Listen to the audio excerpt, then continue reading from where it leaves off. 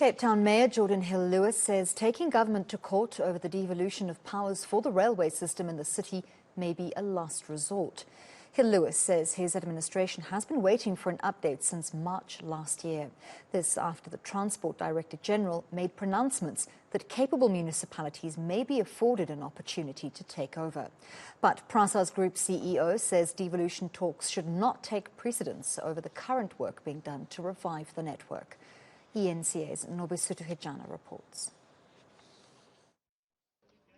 City of Cape Town officials say they're more than capable of running the mother city's entire rail system, and their demands for the devolution of such powers to the municipality aren't politically motivated, but rather aim to provide safe and reliable public transport.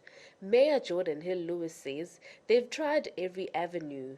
We have to start now with the dispute mechanism, and then if that doesn't work and there's still no answer, still no cooperation, then you have the legal recourse. But you have to show the courts that you've tried every other thing possible to get an answer.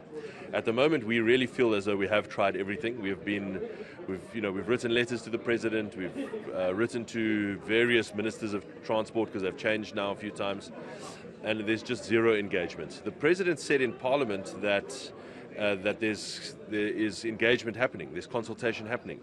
That, I'm afraid, he is misinformed.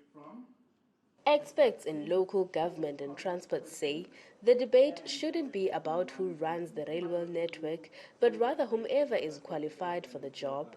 Professor Yab Defesa says the Constitution allows for devolution. Well, in any event, it's a long-term project. Passenger rail is a hugely complicated project to take over, so it's not something that can be done at short notice. But the national government has taken a policy decision to really consider seriously devolution of rail. So the national government needs to respond. It needs to have a view on this and needs to engage the city on this issue. It cannot just lean back and not respond and ignore the issue, because it has taken a policy decision to devolve rail, so at least it owes the city an answer. Ultimately, if the city declares an intergovernmental dispute and the thing simmers on and simmers on and simmers on, ultimately it could become a legal dispute that could end up in court. Prasa says it's also capable of running the rails and should be judged based on their current progress in recovering the network.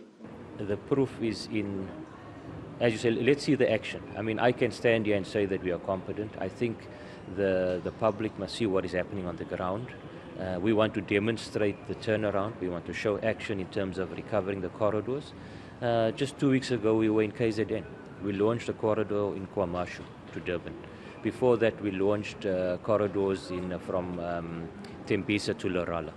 Meanwhile, Santaco in the Western Cape say they are open to the formalization of the industry as they play a meaningful role contributing to the country's economy. We have to do everything in our power to ensure that we change the way we operate, and this is where formalization assists us, because I think we have to first stop seeing ourselves as taxi operators and see ourselves as business people who are operating in the transport space.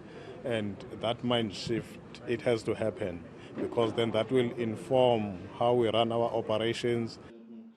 The summit continues on Wednesday and will focus on the impact of work done to fight extortion and its impact on service delivery.